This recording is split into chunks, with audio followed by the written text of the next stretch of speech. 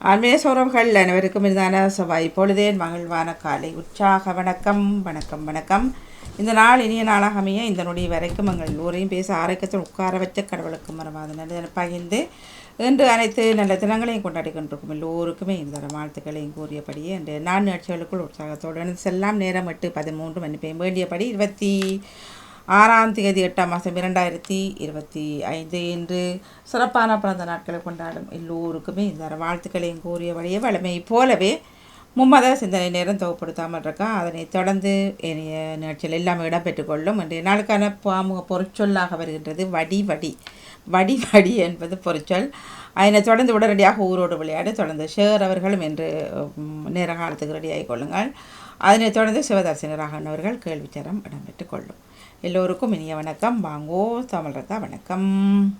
உற்சாக வணக்கம் வாணி. சமூக ஒருங்கி சபை வலியுறுத்தும் ஆண்டு 2025 தேடும் உறவுகளின் கவன ஈர்ப்பு மாதம் ஆவணி மாதத்தில் இணைந்திருக்கிறோம். மும்மத சிந்தனை நேரம். டேவ் சந்திரன் அவர்கள் உங்கள் சிந்தனையை தாருங்கள். ஆண்டவரே, நீர் என்னை ஆய்ந்து அறிந்திருக்கின்றீர் என்கின்றது திருப்பாடல் 139. பிதாச்சுதன் தூயாவியின் பேராலே ஆமேன். இறை புகழ்ச்சி உமக்கே. காலை வணக்கம் சகோதரி திருமதி கலைவாணி மோகன் அவர்களே. இன்றைய நாளை நெறிப்படுத்தும் அன்பு தங்கை திருமதி தவமலர் கல்விராஜன் அவர்களே, நலமாக உற்சாகமாக இருக்கின்றீர்களா? காலை வணக்கம். நான் மிக உற்சாகமாக இருக்கிறேன். மிக்க நன்றி. நீங்கள் சுகமாக இருக்கிறீர்கள்? நான் நலமாக இருக்கின்றேன், நன்றிகள். உங்கள் குடும்ப நல உற்சாகத்திற்காக இறைவனை பிரார்த்தித்து பாமுக உறவுகளுக்கு காலை வணக்கம் கூறி கிறிஸ்தவ நற்சிந்தனை வழங்குபவர் பிரான்சில் இருந்து டேவிட். கிறிஸ்தவ நற்சிந்தனை தொடரன் 1912 பொதுக்காலம் 21ஆம் வாரம் இன்று செவ்வாய் தினமுமாகும். இன்று திரு அவை சிலுவையில் அறையப்பட்ட இயேசுவின் மரியாவை நினைவு கூறுகின்றது. அன்பான உறவுகளே, எம்மை வழிநடத்தும் பாமரனை நாம் புகழ்ந்து பாடுவோம். துதியின் ஆடை அணிந்து துயரமெல்லாம் மறந்து துதித்து மகிழ்ந்திருப்போம், நம் தூயவரில் மகிழ்ந்திருப்போம். துதியின் ஆடை அணிந்து துயரமெல்லாம் மறந்து துதித்து மகிழ்ந்திருப்போம், நாம் தூயவரில் மகிழ்ந்திருப்போம். இந்த நாள் கர்த்தர் தந்த நாள், இதிலே களி கூறுவோம். புலம்பல் இல்ல, இனி அழுகை இல்ல என்று புசித்து கொடுத்து கொண்டாடுவோம். துதித்து துதித்து மகிழ்ந்திருப்போம், துயரம் அனைத்தும் மறந்திருப்போம். துதியின் ஆடை அணிந்து துயரமெல்லாம் மறந்து துதித்து மகிழ்ந்திருப்போம், நம் தூயவரில் மகிழ்ந்திருப்போம், நம் தூயவரில் மகிழ்ந்திருப்போம். வாழ்த்தொலியாக அல்லேலூயா அல்லேலூயா. கடவுளுடைய வார்த்தை உயிருள்ளது, ஆற்றல் வாய்ந்தது. உள்ளத்தின் சிந்தனைகளையும் நோக்கங்களையும் சீர்தூக்கி பார்க்கின்றது. அல்லேலூயா. இன்றைய நற்செய்தியாக புனித மத்தேயு எழுதிய நற்செய்தியிலிருந்து வாசகம். அதிகாரம் 23, இறை வார்த்தைகள் 23 26 வரை. அக்காலத்தில் இயேசு கூறியது: வெளிவேடக்கார மறைநூல் அறிஞனே, பரிசேயரே, ஐயோ உங்களுக்கு கேடு! நீங்கள் புதினா, சோம்பு, சீரகம் ஆகியவற்றில் 10 பங்கை படைக்கின்றீர்கள். ஆனால் திருச்சட்டத்தின் முக்கிய போதனைகளாகிய நீதி, இரக்கம், நம்பிக்கை ஆகியவற்றை கடைபிடிக்காமல் விட்டுவிடுகின்றீர்கள். இவற்றை கண்டிப்பாக கடைபிடிக்க வேண்டும். அவற்றையும் விட்டுவிடக்கூடாது. குருட்டு வழிகாட்டிகளே, நீங்கள் பருகும் போது கொசுவை வடிகட்டி அகற்றுகிறீர்கள், ஆனால் ஒட்டகத்தையோ விழுங்கி விடுகின்றீர்கள். வெளிவேடக்கார மறைநூல் அறிஞரே, பரிசேயரே, ஐயோ உங்களுக்கு கேடு! ஏனெனில் நீங்கள் கிண்ணத்தையும் தட்டையும் வெளிப்புறத்தில் தூய்மையாக்குகின்றீர்கள், ஆனால் அவற்றின் உட்புறத்தையோ கொள்ளை பொருள்களாலும் தன்னல விருப்பங்களாலும் நிரப்புகின்றீர்கள். குருட்டு பரிசெயரே, முதலில் கிண்ணத்தின் உட்புறத்தை தூய்மையாக்குங்கள், அப்பொழுது அதன் வெளிப்புறமும் தூய்மையாகும். இன்றைய இது கிறிஸ்து வழங்கும் வாழ்வு தரும் நற்செய்தி. கிறிஸ்துவே உமக்கு புகழ். இன்றைய நற்சிந்தனையாக, கடவுளுடைய வார்த்தை உயிருள்ளது, ஆற்றல் வாய்ந்தது, உள்ளத்தின் சிந்தனைகளையும் நோக்கங்களையும் சீர்தூக்கி பார்க்கின்றது. ஜூத கலாச்சாரத்திலே இறைவனால் கொடுக்கப்பட்ட, மோயிசனுக்கு கொடுக்கப்பட்ட சில விடயங்கள் எண்ணாகமத்திலும் உப ஆகமத்திலும் குறிக்கப்பட்டிருக்கின்றது. சீட்டு பட்டங்கள் முக்கியமான வேத வாக்கியங்களை ஒரு சீட்டில் எழுதி சுருட்டி நெற்றியிலும் மணிக்கட்டிலும் கட்டிக்கொள்ளுவது யூதர் வழக்கம் என்று சொல்லி யாத்திரையாகமம் 13ஆம் அதிகாரம் 9வது 16 வசனத்திலும் உபாகமம் 6ஆம் அதிகாரம் 8வது வசனத்திலும் காணலாம். ஆனால் இன்று நடக்கக்கூடிய, பாலஸ்தீனத்திலே நடக்கக்கூடிய அந்த நிகழ்வானது இயேசு எவ்வளவு தீர்க்க தரிசனமாக இந்த கொடூரமான அக்கிரமிகளை குறித்து கூறியிருக்கிறார் என்பதை நாம் சற்று கவனத்தில் கொள்ள வேண்டும்.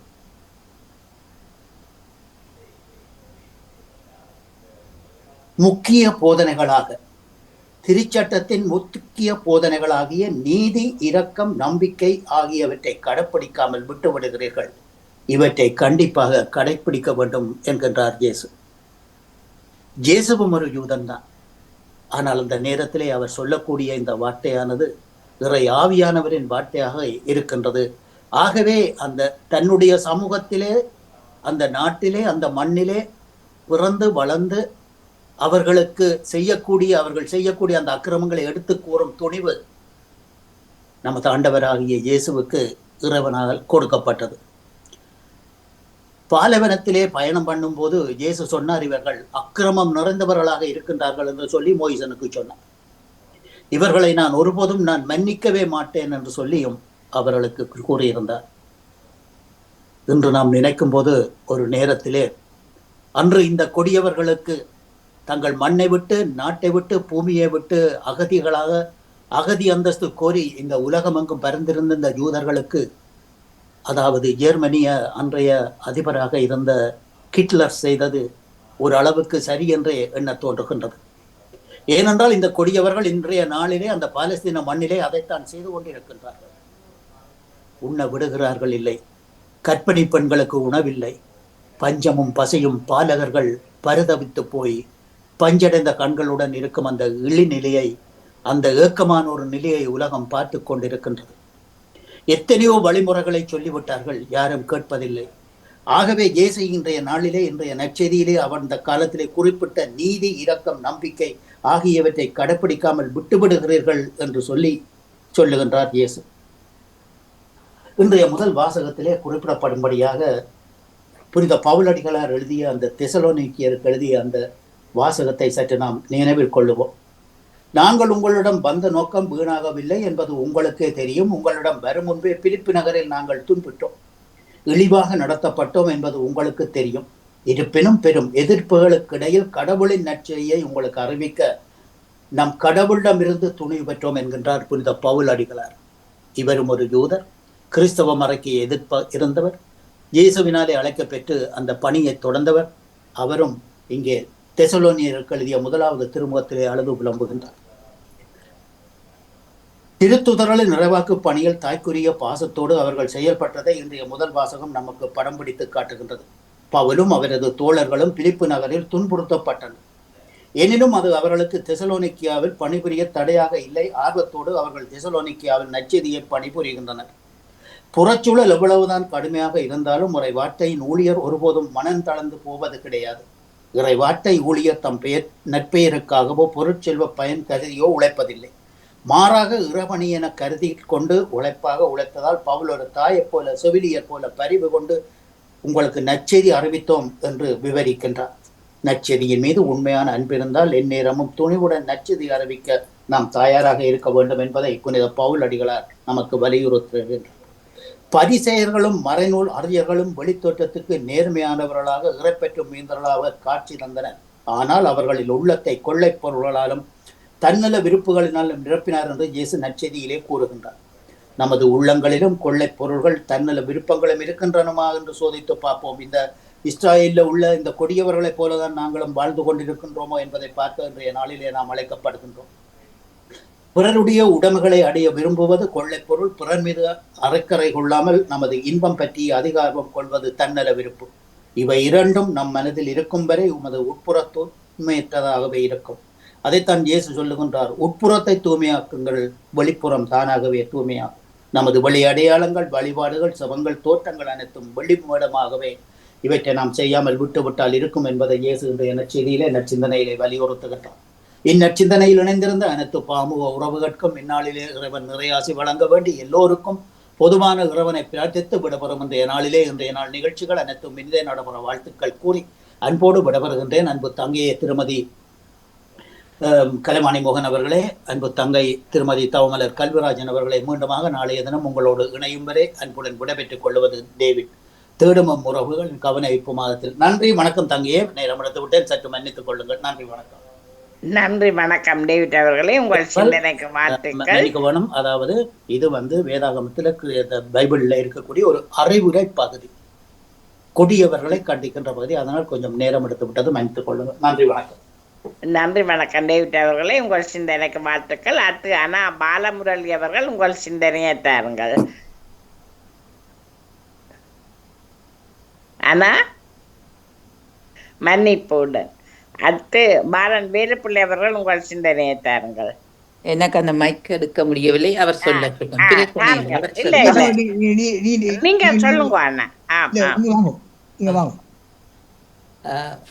மீண்டும் ஒரு அழகான இனிய காலை பொழுதில் இணைத்த இறைவனுக்கு நன்றியை கூறிக்கொண்டு பாமுகம் தொலைக்காட்சியில் இணைந்திருக்கும் அனைத்து உறவுகளுக்கும் எனது காலை வணக்கத்தையும் வாழ்த்துக்களையும் தெரிவித்துக் கொண்டு இந்த நாள் நல்ல நாளாக அமைய வேண்டும் என்று எம்மை படைத்த இறைவனுக்கு நாம் வேண்டிக் கொண்டு இன்றைய நச்சிந்தனையாக திருப்பாடல் 68 இறைவசனம் 6.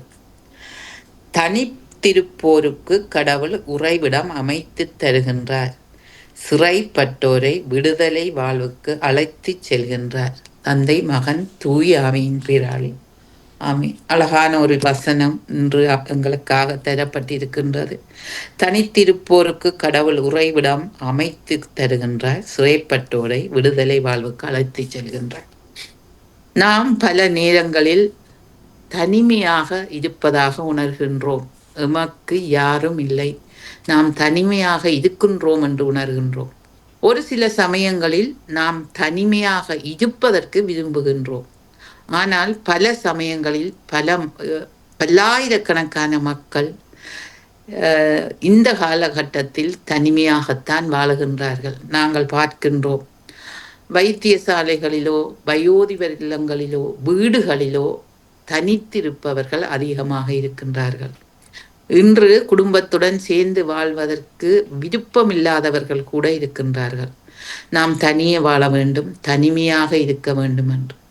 சில தனிமை எப்படியாக இருக்கின்றது என்றால், எங்களிடம் எல்லாம் இருக்கும், வீடு இருக்கும், கார் இருக்கும், பணம் இருக்கும், எல்லாமே இருக்கும். ஆனால் எங்கேயோ ஒரு இடத்தில் நாங்கள் தனிமைப்படுத்தப்பட்டிருக்கின்றோம் என்பதை நாங்கள் உணர்கின்றோம். உணவில்லாமல் பசியோடு வாழ்வது என்பது வேறு. ஆனால் உணவு இருந்தும் எங்களால் உண்ண முடியாத ஒரு தனிமை நிலை எங்களிடம் இருக்கின்றது. அதனால் தான் கடவுள் சொல்லுகின்றார், தனித்திருப்போருக்கு கடவுள் உறைவிடம் அமைத்திருக்கின்றார், சிறைப்பட்டோரை விடுதலை செய்கின்றார். இன்று வைத்தியசாலையில் நாம் எத்தனை வயோதிபர்களை மட்டுமல்ல, எத்தனை வயதுள்ளவர்களை கூடி நாங்கள் வைத்தியசாலையில் காணும் போது அவர்கள் சொல்லுவது, நான் தனியே, என்னை பார்ப்பதற்கு யாரும் இல்லை, என்னை யாரும் பார்ப்பதில்லை என்று கூடி கவலைப்படுகின்றார்கள். அதே போல்தான் வயோதிபர் இல்லங்களில் கூட தனித்திருக்கின்றார்கள். அந்த தனிமை மிகவும் கொடுமையாக இருக்கும். என்ன என்ன இருந்தும் எங்களை சுற்றி எல்லாம் இருந்தாலும் கூடி தனிமை என்பது மிகவும் கொடுமையானது. ஏசையா புத்தகத்தில அதிகாரம் 25 ஏழைகளுக்கு நீர் அரணாய் இருக்கின்றீர், வறியவனுக்கு அவன் துன்பத்தில் உறைவிடமாய் இருக்கின்றீர். ஆகவே நாம் கடவுளை நாடும்போது, இறைவனை நாடும்போது, நாம் இறைவனிடம் பேசும்போது, நாம் இறைவனிடம் உறவாடும் போது அந்த தனிமை உணர்வை நாங்கள் தனிமை உணர்வு எங்களுக்கு வருவதில்லை. திருவிவிலியத்தில் எங்களுக்கு தேவையான எத்தனையோ, எங்கள் அன்றாட வாழ்வுக்கு தேவையான எத்தனையோ விஷயங்கள் இருக்கின்றது. நாம் இந்த திருவிவிலியத்தை வாசித்தால் நம்முடைய தனிமை நிலை போகும். நாம் கடவுளை தேடினால் நம்முடைய தனிமை நிலை போகும். நாம் கடவுளிடம் உறவாடும் போது நாம் நினைக்கின்றோம், ஒரு சமயத்தில் கடவுள் எங்களோட பேச மாட்டார், கடவுளை இந்த திருவிலியத்தை வாசித்தேன் எங்களுக்கு என்ன கிடைக்கின்றது என்றெல்லாம் எங்களுடைய மனம் கேட்கும். ஆனால் அதை வாசித்து கொண்டு போகும்போது ஏதோ ஒரு அமைதி, எங்களை அறியாத ஒரு உணர்வு எங்கு வருகின்றது. நாம் கடவுளோடு இணைந்திருக்கின்றோம், கடவுள் இவ்வளவு வார்த்தைகளை எங்களுக்கு தந்திருக்கின்றார், கடவுள் செய்ததை எத்தனையோ பேர் எழுதியிருக்கின்றார்கள். அப்படியாப்பட்ட வசனங்களை நாங்கள் வாசிக்கும் போது எங்களுக்கு தனிமை நிலை வராது, தனிமை நிலை உணர முடியாமல் இருக்கும். ஒரு சிறிய கதையை கூறிக்கொண்டு நான் இந்த சிந்தனையை முடிக்கின்றேன். என்னென்றால், நான் ஒரு 20 ஆண்டுகள் இருக்கும், 21 ஆண்டுகளுக்கு முன்பு நான் ஒரு 6.5 மாத காலம் வைத்தியசாலையில் இருக்க வேண்டிய கட்டாயம் இருந்தது நோயினால். அந்த நேரம் கூட எனக்கு தனி அறை, ஏனென்றால் நான் பெட்டை விட்டு இறங்கக்கூடாது என்பதற்காக, மலசலம் எல்லாம் அதில் தான் நான் கழிக்கணும் என்பதற்காக பெட்டை விட்டு இறங்காமல் இருக்கிறதா தனியாக ஒரு ரூம். அந்த ரூமில் இருக்கும்போது நான் காலையில் எழுந்தவுடன் பைபிள் வாசிப்பேன், சிவமாலை சொல்லுவேன், தொடர்ந்தும் இந்த பைபிளை வாசிப்பேன். இதுகளை பற்றித்தான் நான் கூடுதலாக சிவம் அப்படி இருப்பேன். ஆனால் என்னை பார்க்க வரும் வைத்தியர், அவர் பெரியவர், அவர் சொல்லுவார், எல்லா ரூமுக்குள்ளேயும் திறந்துட்டு போனா எல்லாரும் அழுவினம், இப்போ வீட்டை போவோன்னு கேட்பினம், கொள்ளுவினம், கொடுப்பினம், ஆனால் நீங்க மட்டும் சிரிச்சு கொண்டே எங்களை வரவேற்பீங்களேன்னு. அப்பதான் நான் உணர்ந்தேன், என்னுடன் கடவுள் இருக்கின்றார், என்னோடு கடவுள் இருக்கிறார். அந்த 6 மாத காலத்தை தாண்டி நான் இன்று வரை வாழ்கின்றேன் என்றால் நிச்சயமாக இறைவனுடைய முழுமையான ஆசீர்வாதமும், இறைவன் என்றும் என்னோடு பேசிக்கொண்டிருக்கின்றார், நான் தனிமையில் இல்லை என்ற அந்த உணர்வு மட்டுமே என்னிடம் இருக்கின்றது. ஆகவே இந்த நாளை தந்த இறைவனுக்கு நான் முழுமையான மனதோடு நன்றியை கூறிக்கொண்டு, இயேசுவுக்கே புகழ், இயேசுவுக்கே நன்றி, மரியே வாழ்க. நன்றி, வணக்கம். நன்றி, வணக்கம் பாலமுரளி அவர்களே. உங்கள் சிந்தனைக்கு வாழ்த்துக்கள். அடுத்து பாலன் வேலுப்பிள்ளை அவர்கள் உங்கள் சிந்தனையை தாருங்கள். முதற்கண் இந்த நாளை காண தந்த இயேசு ராஜாவுக்கு இருதயத்தின் ஆழத்திலிருந்து கோடான கோடி நன்றிகளை சொல்லிக்கொண்டு, இப்படி அவன் அன்பு சகோதரி தொகுப்பாளி திருமதி தாமலர் கல்விராஜனுக்கு இனிமையான காலை வணக்கம். நலமாக உற்சாகமா இருக்கீங்களா? காலை வணக்கம் பாலன், நான் மிக உற்சாகமாக இருக்கிறேன், மிக்க நன்றி. நீங்கள் நலமாக இருக்கிறீங்களா? நாங்களும் அதை உற்சாகமாக இருக்கணும். நன்றி சகோதரி. அப்படி நன்றி சொல்லிக்கொண்டு, அப்படி எமது அன்பு சகோதரி திருமதி கலைவாணி மோகனுக்கும் மற்றும் அன்பு சகோதரர் அதிபர் திருவாளர் நடா மோகனுக்கும் மற்றும் பாமோத்தில் கலந்து சிறப்பிக்கின்ற அனைத்து குடும்ப உறவுகளுக்கும் மற்ற எல்லோரும் இனிமையான காலை வணக்கங்களையும் சுவநலங்களையும் விசாரித்தபடி எல்லா உறவுகளுக்கும் இயேசுராஜனுடைய ஆசீர்வாதங்கள் தினமும் கிடைக்கும்னு சொல்லி இயேசப்பாவோட பிரார்த்தனை எடுத்துக்கொண்டு சகோதரி லண்டனிலிருந்து கரவட்டி மேற்கு வேலுப்பிள்ளை பாலன், எனக்கு கிறிஸ்தவ நஜத்துவ இலக்கம் 586 வளமகோல பரிசுத்த வேதாகமதா பைபிளில் இருந்து ஆதியாம் அதிகாரம் வாசிக்கிறான். நேற்று வாய்ச்சது 13ஆம் அதிகாரம் 10 17 மட்டும் வாய்ச்சினான். சின்ன ஒரு தொகுப்பாக, அதாவது நோவாவின் பிள்ளைகள்லாம் 3 பேரும், காம், யாப்பேத், அவன் பிள்ளைகள பரம்பரை பெருகி பரம்பரை உலகம் முழுக்க சிதறி பெருகிட்டு பரம்பரை உலகம் முழுக்க பெருகிட்டுது. அப்போ ஆபிரகாம் வந்து லோத்தை கூட்டிட்டு போகிற இடத்துல ஆபிரகாமின் மேய்ப்பருக்கும் லோத்தின் மேய்ப்பருக்குள்ளேயும் வாக்குவாதம் சண்டையும் வந்துட்டுது.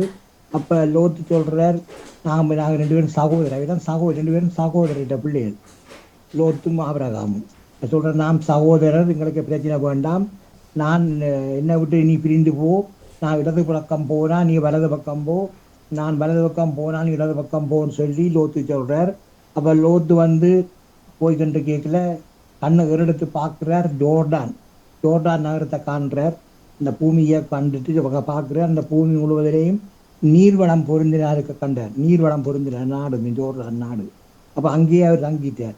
அதுக்கு பிறகு கர்த்தர் வந்து சோதோமையும் கொமோரான்ற நாடு இருந்தது, அங்கே அநியாயம் நடந்தபடியே அதை நாட்டை அழிக்க போகிறார். சோதோம் குமோரான்னு சொல்லி அது பின்னுக்கு வருது. சோதோம் குமோரா நாட்டை அழிக்கிறதுக்கு முன்னே சோவாருக்கு போகும் வழியில் லோத்து வந்து குடியேறார். வந்து அந்த பூமியாக இருக்குது, எகிப்தை போல இருக்குன்னு சொல்லி அங்கே குடியேறார். அதுக்கு பிறகு குடியேறின உடனே குடியேறிட்டு சமூகம் என்னவழியாக குடியேறிட்டார். வந்து அங்கே சோதோமில் ஒரு ஜனங்கள் எல்லாம் வந்து பொல்லாதவர்களும் கர்த்தருக்கு முன்பாக மகா பாவிகளுமாக இருந்தார்கள் அந்த இடத்துல. இப்போ லோத்து அப்புறம் பிரிந்த போது ஆபிரகாம் சொல்கிறார், நீ இருக்கிற இடத்துல இலக்கையும் நோக்கிப்பார். அப்போ தேவன் சொல்கிறார் ஆபிரகாமுக்கு, இந்த பூமி முழுவதையும் உனக்கு தருகிறேன், உன் சந்ததிக்கும் இருக்கும்படி என்றைக்கு நான் ஒன்று ஆசீர்வதிக்கிறேன்னு சொல்லி ஆபிரகாம், அது பேர் ஆபிரகாம், அவன் நப்பினா தாவன் நவம் பண்ண ஆபிரகாம கர்த்தர் ஆசீர்வதிக்கிறார். உன் சந்ததியை பூமியின் தூள நட்சத்திரத்தை என்ன கூடுமானாலும் நீ எண்ணிப்பார், ஆனால் முடியாது, அவ்வளவுக்கு உண்ட பரம்பரையை பெருக பண்ணுவேன்னு சொல்றார் கர்த்தர். ஆபிரகாமுக்கு ஆசீர்வதிச்சு அனுப்புறார். அப்போ அது இப்போ சொல்றார், நீ எழுந்து இந்த தேசத்துல எங்கு மட்டும் நான் நடக்க முடியுமா ஆபிரகாமுக்கு சொல்றார் கர்த்தர், நீ எழுந்து இந்த தேசம் முழுவதும் எங்கு மட்டும் நடக்க முடியுமோ நடந்து திரி, அவளத்தையும் உனக்கு தருவேன் என்று கர்த்தர் சொல்றார். அப்போ அவரை அந்த நடந்து தெரிஞ்சிட்டு இந்த மம்ரே என்ற இடத்துல குடிபிருந்து அங்கே கர்த்தருக்கு ஒரு பலிபீடத்தை கட்டி கர்த்தரை தொடர்பு கொள்கிறார். இன்றைக்கு வந்து பழைய ஏற்பாட்டில் ஆதியாகமம் 14ஆம் அதிகாரம் இறை வார்த்தைகள் 1-10 முடியும். இயேசுனுடைய பரிசுத்தமுள்ள நாமத்துக்கு சோத்திரம். அப்பொழுது ஆபிராம் கூடாரத்தை பேர்த்து கொண்டு போய் எபிரோனில் இருக்கும் மம்ரேயின் சமபூமியில் சேர்ந்து குடியிருந்து அங்கே கர்த்தருக்கு ஒரு பலிபீடத்தை கட்டினான். நேற்று வரை சினேயாரின் ராஜாவாகிய அம்ராப்பேலும் எலாசாரின் ராஜாவாகிய அரியோகும் ஏலாமின் ராஜாவாகிய கெதர்மிகோமோரும் ஜாதிகளின் ராஜாவாகிய கிதியாலும் இருந்த நாட்களில் இவர்கள் எல்லாரும் உப்பு கடலாகிய சித்தியும் பள்ளத்தாக்கிலே கூடினார்கள். இவர்கள் 12 வருஷம் கெதர்லாமுகமை சேவித்து 13ஆம் வருஷத்தில் கலகம் பண்ணினார்கள். வம்ச வரலாறு பண்டிகை விட்டுட்டு வம்ச 14ஆம் அதிகாரம் முழுக்க இந்த வம்ச வரலாறு. அப்பொழுது அவர்கள் சோதோமிலும் கோமராவிலும் பொருள்கள் எல்லாவற்றையும் போஜன பதார்த்தங்கள் எல்லாவற்றையும் எடுத்துக்கொண்டு போய்விட்டார்கள். ஆபிராமின் சகோதரனுடைய குமாரனாகிய லோத்து, ஆபிராமின் சகோதரன் மகன் தான் லோத்து. ஆபிராமின் சகோதரனுடைய குமாரனாகிய லோத்து சோதோமிலே குடியிருந்தபடியால் அவனையும் அவன் பொருள்களையும் கொண்டு போய்விட்டார்கள். தப்பியோடின ஒருவன் எபிரேயனாகிய ஆபிராமிடத்தில் வந்து அதை அறிவித்தான். ஆபிராம் தன்னோட உடன்படிக்கை செய்திருந்த மனிதராகிய எஸ்கோலுக்கும் ஆனேருக்கும் சகோதரனாகிய மம்ரே என்னும் எமோரியனுடைய சமபூமியில் அப்பொழுது குடியிருந்தான். தன் சகோதரன் சிறையாக கொண்டு போகப்பட்டதை ஆபிராம் கேள்விப்பட்ட போது அவன் தன் வீட்டிலே பிறந்த கைப்படிந்தவர்களாகிய 318 ஆட்களுக்கும் 1000 தரிப்பித்து தான் என்னும் ஊர் மட்டும் அவர்களை தொடர்ந்து இராக்காலத்திலே அவனும் அவன் வேலைக்காரரும் பிரிந்து பவிஞ்சுகளாய் அவர்கள் மேல் விழுந்து அவர்களை முறியடித்து தமஸ்குவுக்கு இடதுபுறமான ஓபா மட்டும் துரத்தி சகல பொருள்களையும் திருப்பி கொண்டு வந்தான். தன் சகோதரனாகிய லோத்தையும் அவனுடைய பொருள்களையும் ஸ்திரீகளையும் ஜனங்களையும் திருப்பி கொண்டு வந்தான்.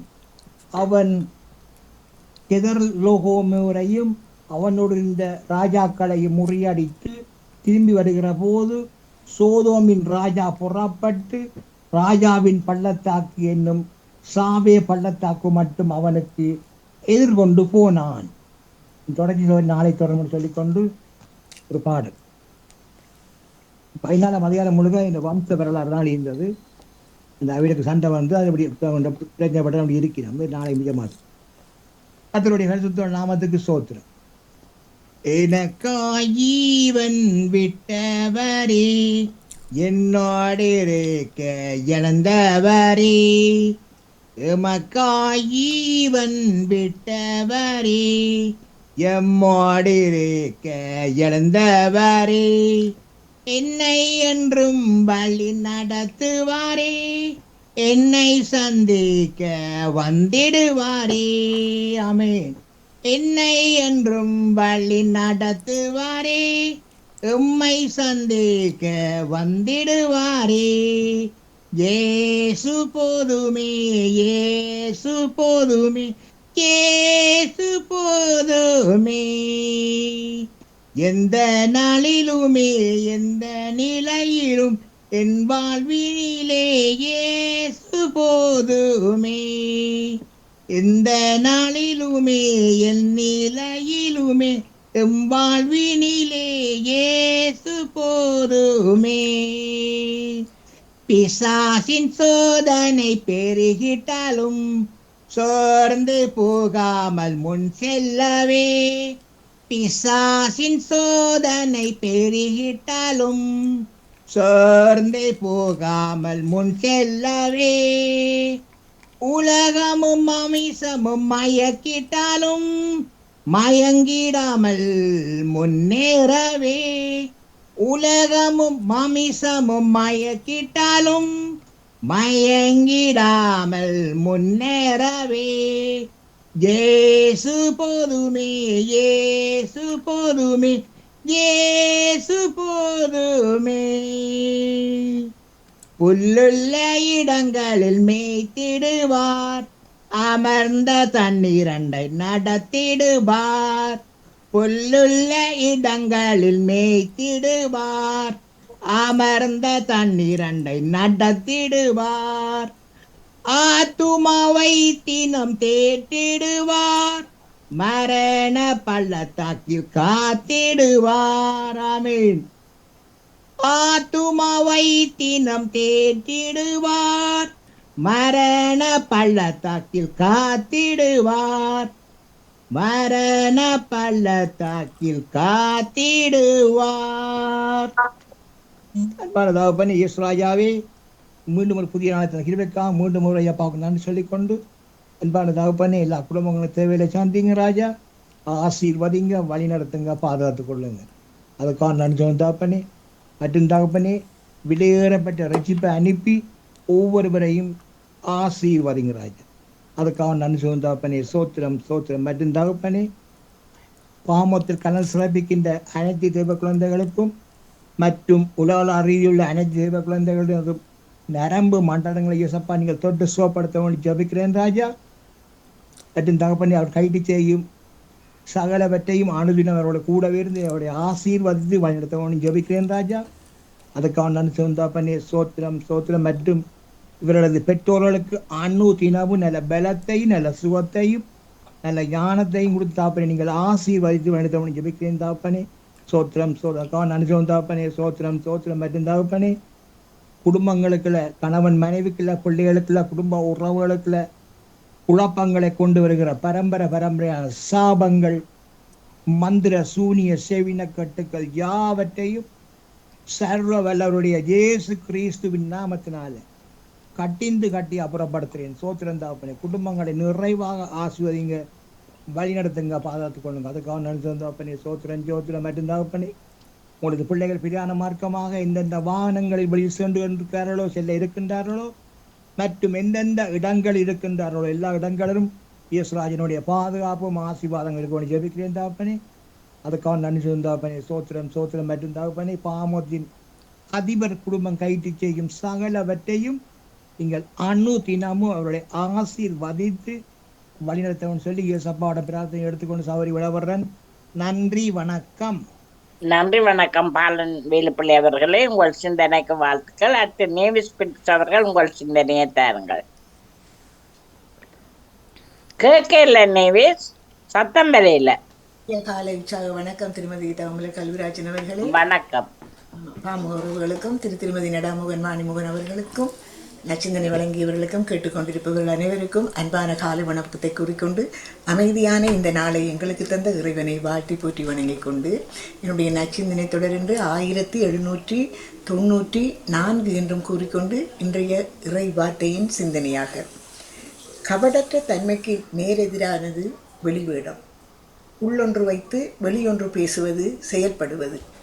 பரிசெயரும் மறைநூல் அறிஞரும் வெளித்தோற்றத்திற்கு நேர்மையாளவன் ஆனவர்களாக இருப்பதற்கு பரிசெயரும் மறைநூல் அறிஞரும் வெளித்தோற்றத்திற்கு நேர்மையாளராக இறைப்பற்றி மிகுந்தவர்களாக காட்சி தந்தனர். ஆனால் அவர்கள் உள்ளத்தை கொள்ளை பொருட்களாலும் தன்னல விருப்புகளாலும் நிரப்பினர். உள்ளத்தை உட்புறத்தை முதலில் தூய்மையாக்குங்கள் என்று இன்றைய நற்செய்தியில் இயேசு அறிவுரை பகர்கின்றார். மனிதரை மாசுபடுத்துவது உள்ளத்தில் இருந்து வருகின்ற தீய செயல்களும் சிந்தனைகளுமே. பிறருடைய பொருட்கள் உடைமைகளை அடைய விரும்புவது கொள்ளை பொருள். பிறர் மீது அக்கறை கொள்ளாமல் நமது இன்பம், ஆசைகள் இவை பற்றியே அதிக ஆர்வம் கொள்வது தன்னல விருப்பு. இவை இரண்டும் நம் மனதில் இருக்கும் வரை நமது உட்புறம் தூய்மையற்றதாகவே இருக்கும். நமது வெளி அடையாளங்கள், வழிபாடுகள், செயல்கள் அனைத்தும் வெளி வேடமாகவே இருக்கும். இன்று மறைநூல் அறிஞர் பரிசெயரின் வெளிவேடத்தை தோலுரித்து காட்டுகின்றார் இயேசு. உலகில் ஏமாற்றுவோர் எப்போதும் எங்கும் இருக்கின்றார்கள். பெரும்பாலும் அவர்கள் வெற்றியும் பெற்றுவிடுவார்கள். ஏனெனில் அவர்கள் பொய்யையும் மெய் போல அழகுபடுத்தி காட்டுபவர்கள். மக்களிடம் இருக்கும் அறியாமையும் ஒரு காரணம் என்றே சொல்லலாம். நமக்கு தேவை மதவாதிகள் அல்ல, ஆன்மீகவாதிகள்தான். மதவாதிகள் எப்போதும் சட்ட திட்டங்களுக்கு முக்கியத்துவம் கொடுப்பவர்களாக இருப்பவர்கள். சடங்குகளை நிறைவேற்றிவிட்டால் இறைவனோடு இணைந்து விடலாம் என்று நினைப்பவர்கள். ஆன்மீகவாதிகள் தங்கள் ஆன்மீகத்தை அன்றாட மனித நிகழ்வுகளோடு ஒப்பிட்டு வாழக்கூடியவர்கள். சமய பற்றுடையவர்கள். துன்புறும் அனாதைகளையும் கைம்பெண்களையும் கவனிப்பவர்கள். உலகத்தால் கரைபடாதபடி தம்மை காத்து கொள்பவர்கள். நீதி, இரக்கம், நம்பிக்கை ஆகியவற்றை கடைபிடிப்பவர்கள். இன்றைய முதல் வாசகத்தில் குறிப்பிடப்படுவது போல் மானிடா, நேர்மையை கடைபிடித்தலையும் இரக்கம் கொள்வதில் நாட்டத்தையும் உன் கடவுளுக்கு முன்பாக தாழ்ச்சியோடு நடந்து கொள்வதையும் தவிர வேறு எதை ஆண்டவர் உன்னிடம் கேட்கின்றார்? தெளிந்த பார்வையோடு இவ்வழியில் நாம் நடக்கும் போது உண்மையிலேயே அன்பு கட்டளையை நாம் நிறைவேற்றுபவர்களாகும். இன்றைய நாளில் நம்மை நாம் சிந்திப்போம். நாம் பகட்டாக, ஆடம்பரமாக நிறையவே வெளிப்படுத்துகின்றோம். இறை வார்த்தையின் மனிதர்களாக, செவிப்பவர்களாக, உதவி புரிபவர்களாக பிறர் முன் நம்மை வெளிப்படுத்துகின்றோம். மக்கள் பார்வையில் நான் உயர்ந்தவன், நல்லவன், பரிசுத்தவான் என்பதை வெளிப்படுத்துவதற்காக நிறைய காரியங்களை செய்கின்றோம். சிந்தித்து பார்ப்போம். நம் மனதின் திட்டங்கள் எப்படி இருக்கின்றன? வெளிவேடமாகவா, பரிசெயத்தனமாகவா? வெளிவேட வாழ்வை நான் வாழ்ந்து கொண்டிருந்தால் மனிதர் முன் பாராட்டுக்குரியவர்களாக இருக்கலாம். ஆனால் இறைவன் பார்வையில் நான் இகழ்ச்சிக்கு உரியவன். எனவே கடவுள் பார்வையில் உயர்த்தப்படும் மனிதராய், தூய சிந்தனையுடன் வாழும் மனிதராய் மாறுவோம்.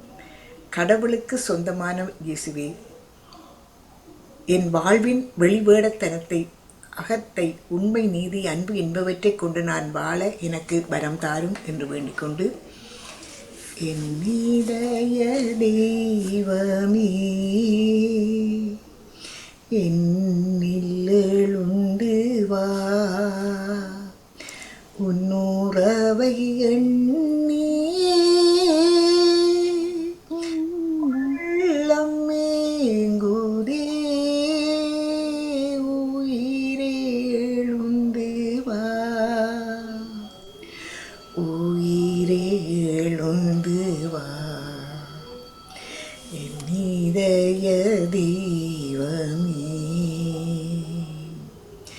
என்னில் எழுந்து வா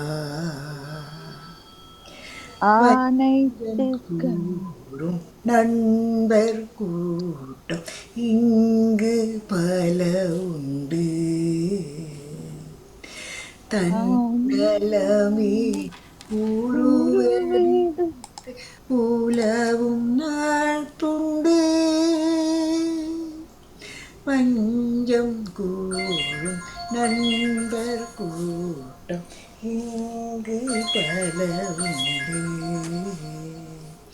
தன்னலமே உருவெடுத்து உலவும் நாள் துண்டு ஆனால் இயேசுவே நல் நண்பன் நீ அன்றோ ஆனால் இயேசுவே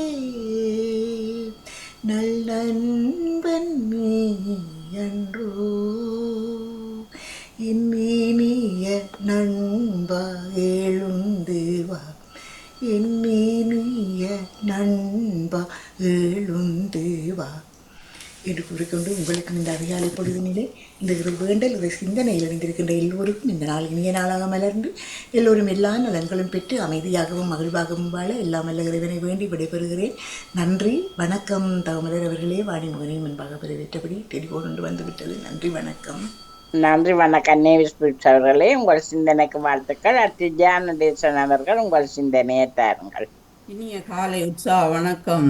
இன்றைய தொகுப்பாளினி தவமலர் கல்விராஜன் அவர்களுக்கும் வணக்கம்.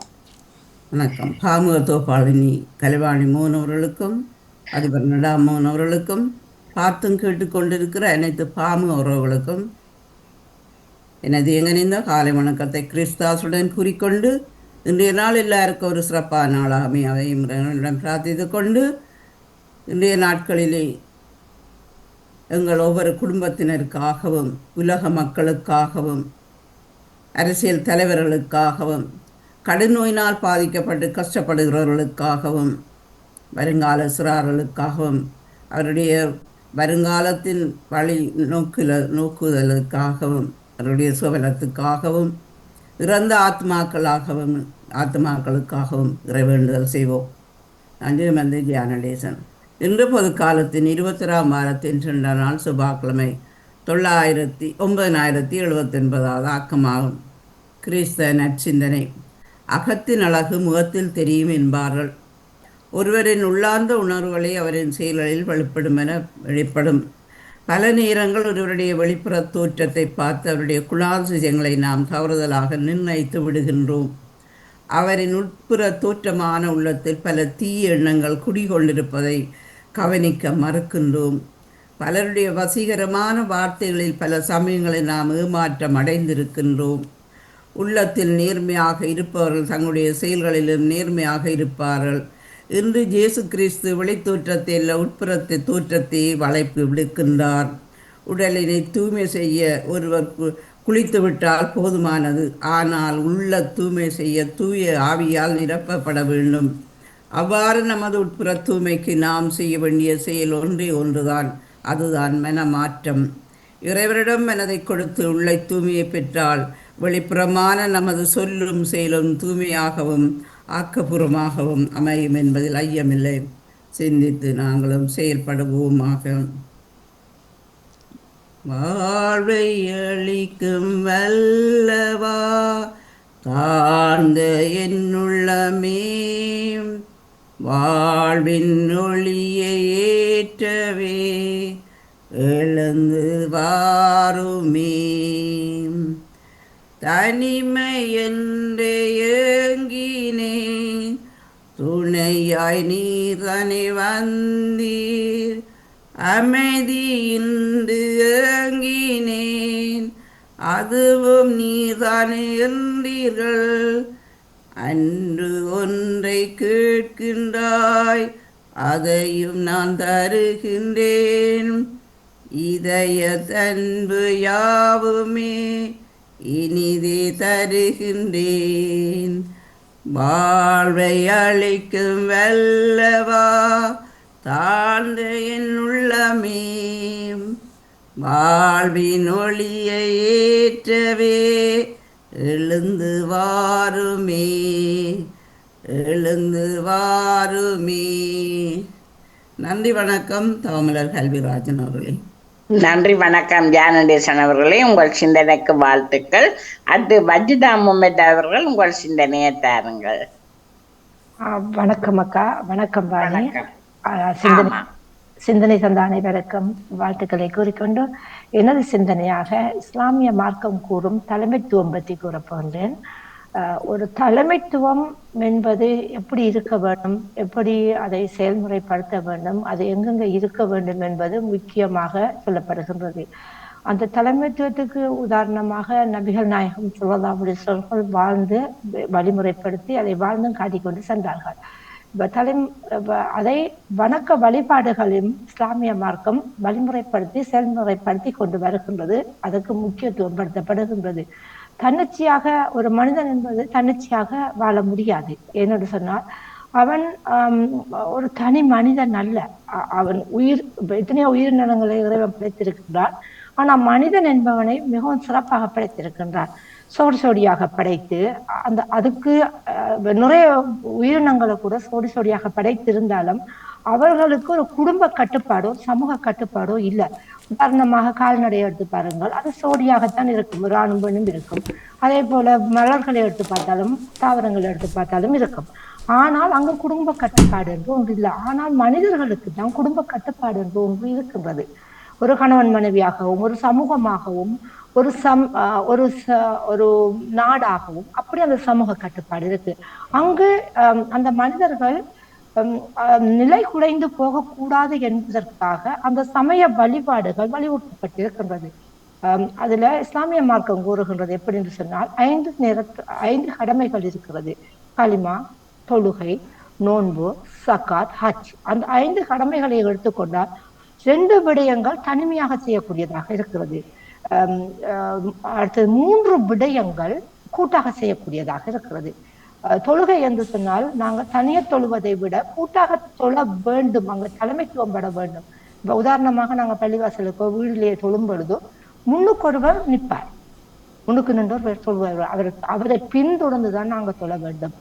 அது தொழுகைக்கு மட்டும் இல்லை, ஒரு விடயத்தை நாங்கள் கையாளுகின்றோம் என்று சொன்னா வீட்டிலேயாவது ஒரு முடிவெடுக்க வேண்டும் என்று சொன்னா, இல்லொரு குடும்பங்களுக்கு ஒரு முடிவெடுக்க வேடுகிறோம் சொன்னாலும் அதை மசூதா என்று அரபு மொழியில் சொல்லப்படுகின்றது. மசூதா என்றால் நாங்கள் ஆலோசனை செய்யப்பட வேண்டும். உதாரணமாக ஒரு திருமண விடயத்தை எடுத்துக்கொள்வதாக இருந்தால் அந்த கணவன் மனைவி மட்டும் பேசிவிட்டால் முடியாது, அந்த பிள்ளைகள் மட்டும் பேசிவிட்டால் முடியாது. அந்த குடும்பத்தில் உள்ளவர்களை கூப்பிட்டு அந்த ஆலோசனை செய்யப்பட வேண்டும் என்று இஸ்லாமிய மார்க்கம் கட்டாயப்படுத்துகின்றது. அப்படி எல்லா விடயத்திலையும் கட்டாயப்படுத்துகின்றது. ஒரு சமூகத்தின் தலைவராக இருக்க வேண்டும், ஒரு நாட்டுக்கு தலைவராக இருக்க வேண்டும், ஒரு பொறுப்புதாரியாக இருக்க வேண்டும் என்று சொன்னால் அதை மக்கள் ஆதரிக்க வேண்டும். அந்த மக்களிடத்தில் வாக்கெடுப்பு நடத்தப்பட வேண்டும் என்பதற்கு உதாரணமாக இருந்து காட்டினார்கள் நபிகள் நாயகம் ஸல்லல்லாஹு அலைஹி வஸல்லம் அவர்கள் இந்த இஸ்லாத்தை வாழ்கொண்டு பரப்பவில்லை. எல்லோரும் சொல்லலாம் இஸ்லாத்தில மாற்றி எடுக்கப்படுகிறார். இல்லை, இஸ்லாத்தை அவர் எப்படி சொல்கின்றார்னா நீங்கள் வாழ்ந்து காட்டுங்கள், அதை கொண்டு அவர்கள் பின்னால் வருவார்கள் என்று சொல்லியிருக்கின்றார். அதே போல அவர் மரணம் அடைந்த போது, அவர் மரண தருவாயில் இருக்கும் போது ஒரு வார்த்தையை விட்டு சொன்னாராம். எப்படி என்று சொன்னால், நான் மரணம் அடைந்ததுக்கு பிறகு என்னை நீங்கள் முகமது நபி என்று மரணித்து விட்டார் என்று சொல்ல வேண்டாம், ஒரு மனிதர் இறந்து விட்டார் என்று சொல்லுங்கள், அவருக்கான சலுகைகளை நீங்கள் செய்து கொள்ளுங்கள், அவரை ஒரு தலைவர் என்று ஒரு சமூகத்துக்கு தலைவராக இருந்தார் என்று நீங்கள் அப்படி என்னை ஆசீர்வாதப்படுத்தி கொண்டு என்னை நல்லடக்கம் செய்யாதீர்கள் என்று சொன்னார்களாம். அதே இடத்துல அவர் என்ன கேட்டிருந்தார், நான் யாருக்காவது கடனாளியாக இருந்திருக்கின்றேனா, ஏதாவது பாவம் செய்திருக்கின்றேனா என்று கேட்டாராம். அப்பொழுது ஒருவர் சொன்னாராம், எனக்கு நீங்கள் குதிரையில் ஏற்றி கொண்டு செல்லும் பொழுது எனக்கு அந்த சாட்டியால் நீங்கள் அடிக்கும் பொழுது என் மேலில் கொண்டு பட்டது என்று சொல்லியிருந்தார்களாம். உடனே அவர் சொன்னாராம், எனக்கு அந்த அடியை அடித்துக் கொள்ளுங்கள் என்று சொன்னாராம். அவர் சொன்னாராம், நான் அப்பொழுது நான் சட்டை இல்லாமல் இருந்திருந்தேன் என்று சொன்னாராம். அப்ப உடனே அந்த மரண தருவாயில கூட அந்த சட்டையை கலட்டினாராம். கலட்டும் போது அவர் அடிக்கவில்லை, அந்த நபித்தோடு அவரை கட்டி பிடித்து கொஞ்சி முத்தம் கொடுத்தாராம். அப்ப பாருங்கள் எப்படியான ஒரு தலைமைத்துவத்தில் அவர்கள் வாழ்ந்து கொண்டிருக்கிறார். இன்று நாட்டில் அந்த தலைமைத்துவம் எங்கே இருக்கிறது? இல்லை. அதே போல வீட்டுக்குள்ள தலைமைத்துவத்தை வாழ்ந்து காட்ட சொல்றார். கணவனும் மனைவியும் சமத்துவமாக வாழும்படி சொல்லப்பட்டிருக்கிறது இஸ்லாமிய மார்க்கத்தில். ஒருவருக்கு ஒருவர் ஆடையாக இருந்து கொள்ளுங்கள் என்று சொல்லுகிறது. ஆடை என்பது என்னடா விளங்காம இருக்கும். திருமறையில் இந்த சூரத்துல் நிசா என்ற ஒரு அத்தியாயத்தில் சொல்லப்படுகிறது, ஒரு கணவனும் மனைவியும் ஆடையாக இருந்து கொள்ளுங்கள். ஆடை என்பது நாங்கள் அலங்காரத்துக்கு மட்டும் போடுவதல்ல, எவ்வளவு விடயங்கள் இருக்கிறது அந்த ஆடைக்குள். எங்கள் மானத்தை காப்பாற்றிக் கொள்வது, கணவனும் மனைவியும் நீங்கள் அந்த மானத்தை காப்பாற்றிக் கொள்ளுங்கள். அங்கு அந்த தலைமைத்துவம் முக்கியத்துவப்படுத்தப்படுகிறது. கணவனும் மனைவியும் சரியாக இருந்தால்தான் அந்த குழந்தைகள் சரியாக வளர்க்கப்படும்.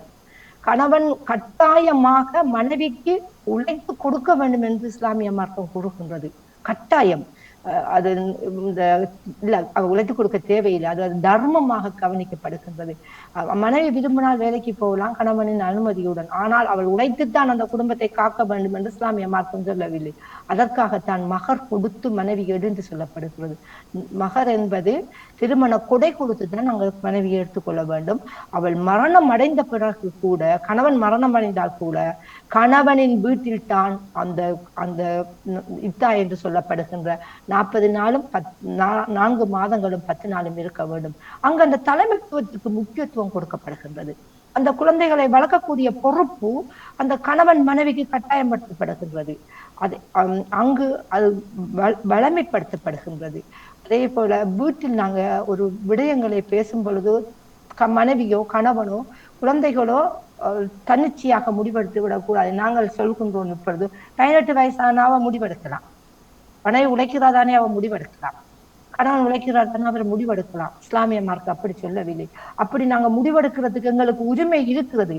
ஆனால் நாங்கள் நாகரிக நாட்டில் வாழ்கின்றோம், அந்த முடிவெடுக்கிற தகுதி எங்களுக்கு இருக்கிறது. ஆனால் அங்கு அந்த குடும்பம் என்கின்ற அழகான அமைப்பு சீரழிந்து விடும். அதற்கு உதாரணமாக திருமறையில் தேன் கூடு, அதை அல்லாஹ் தெளிவுபடுத்துகின்றார். அந்த தேன் கூடை நான் அடுத்த வாரம் நான் சொல்கின்றேன். தேன் கூடை நீங்கள் கற்பனை செய்து பாருங்கள். அந்த தேன் கூடு போல அந்த தலைமைத்துவம் இருக்க வேண்டுமா? அதை குர்ஆனில் அல்லாஹ் திரும்ப திரும்ப தேன் கூடு அடுத்தது அந்த குதிரை, இப்படியான சில மிருகங்களை வைத்து இறைவன் திருமறையில் வலியுறுத்தி கூறுகின்றான். அதுதான் அந்த தலைமைத்துவத்தில் முக்கியமாக இருக்கின்ற இந்த உலகத்தில் நடக்கின்ற பிரச்சனையில் எடுத்துக்கொண்டால் அந்த தலைமைத்துவம் சரியாக அமையாத காரணங்களால் தான் இன்று இவ்வளவு இந்த கஷ்டங்களையும் வேதனைகளையும் நாங்கள் அனுபவித்துக் கொண்டிருக்கின்றோம். மனிதர்களான நாங்கள் ஏதோ ஒரு பாவம் செய்யக்கூடியவர்கள் தான். அந்த பாவத்தில் இருந்து நாங்கள் மீள வேண்டும் என்று தௌபா செய்து கொண்டு எல்லோருக்கும் நல்ல அருளை இறைவன் கொடுக்க வேண்டும். அவங்களோட மார்க்கத்தில் இருக்கிற இறைவன் அவங்களுக்கு ஆசீர்வதிக்க வேண்டும் என்று கேட்டுக்கொண்டு விடைபெறுகின்றேன். நன்றி அக்கா, நன்றி, வணக்கம். நன்றி, வணக்கம். மஜிதா முகமது அவர்களே, உங்கள் சிந்தனைக்கு வாழ்த்துக்கள். இன்று சிந்தனை தந்த கிறிஸ்தவ சிந்தனை தந்த டேவிட் அவர்கள், அனா அவர்கள், பாலன் அவர்கள், ஜானதேசன் அவர்கள், நேவிஸ் பிலிப்ஸ் அவர்கள், இஸ்லாமிய சிந்தனை தந்த மஜிதா முகமது அவர்கள் அனைவருக்கும் மிக்க வாழ்த்துக்களை கூறியபடி வாணி, நீங்கள் தொடருங்கள். நன்றி, வணக்கம். மிக்க நன்றி அக்கா, தொகுப்புக்கும் பணிக்கும் மிக்க நன்றி, வணக்கம். நன்றி, வணக்கம். நன்றி, வணக்கம். மும்மத சிந்தனை நேரம் இன்றைய பொழுது 2 மதங்கள் இணைய பெற்றிருந்தது. மிக சிறப்பு. மிக்க நன்றியை கூறியபடி நிறைவுக்கு வருகின்றது சிந்தனை நேரம். நன்றி, வணக்கம். நன்றி, வணக்கம்.